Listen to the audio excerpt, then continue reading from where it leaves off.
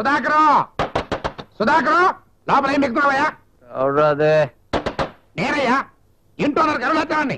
అమ్మో ఇంటి వాళ్ళు వచ్చాను. రాజా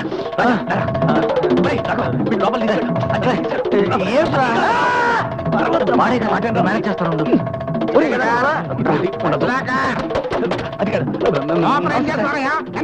తలుపు. Good morning sir. Good morning. ఏంటంట లేవడా? లేవను అయితే పడుకో. సుధాకర్ సుధాకర్ సుధాకర్ సుధాకర్ సుధాకర్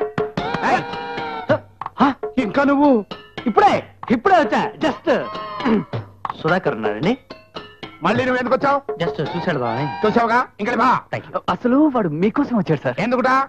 నిన్న మిగిలిపోయిన కొట్టుని కార్యక్రమం పూర్తి కాలేదా?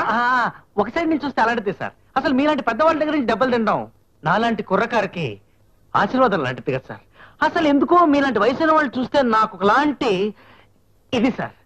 ఏమంటారు? నోరు మూసుగామంటాను. ఓ, I see. ఏమయ్యా సుధాకరం, ఎప్పటికే 2 రోజులు అయిపోయింది. ఆ ఇజ్రాయెల్ సంగతి ఏంటి? ఇజ్రాయెల్ నేనే సార్. మా తండ్రి పేరే గ్యాబ్రియల్. మీ తాత పేరు డానియల్. కరెక్ట్. వారిని అమ్మ కడుపు మాడా. నీ కుక్క సోది కబుర్లు నాకెందుకురా? ఇజ్రాయెల్ అనేది ఒక ఊరని, ఆ ఊళ్ళో చక్కెర వ్యాధికి మందు దొరుకుతుందని, ఆ విషయం ఈ విధం నాతో చెప్పాడని, ఏమీ తెలియకుండా అనవసరంగా ఈ మ్యాటర్ లో నువ్వు ఇంటర్ఫీర్ అవుతున్నావని నాకు బాగా తెలుసు. నువ్వు మూసుకో, నువ్వు తెరు. ఏమయ్యా సుధాకరం, ఆ ఇజ్రాయెల్ మాట అని చెప్పు. అసలు ఇజ్రాయెల్ నిన్నే ఉత్తరం వచ్చింది సార్. అక్కడి నుంచి ఓడలో బయలుదేరింది. ఓడ ఎక్కడా మునిగిపోకుండా ఉంటే వెంటనే వచ్చేస్తుంది. చూడు సుధాకరం, 2 రోజుల్లో ఇజ్రాయెల్ నుంచి చక్కెర మందు వచ్చి నా చేతుల్లో పడకపోయిందా, మీ అమ్మ కడుపులు మాడ మిమ్మల్ని అందరినీ గోలి ఖైలేస్తాను. జాగ్రత్త.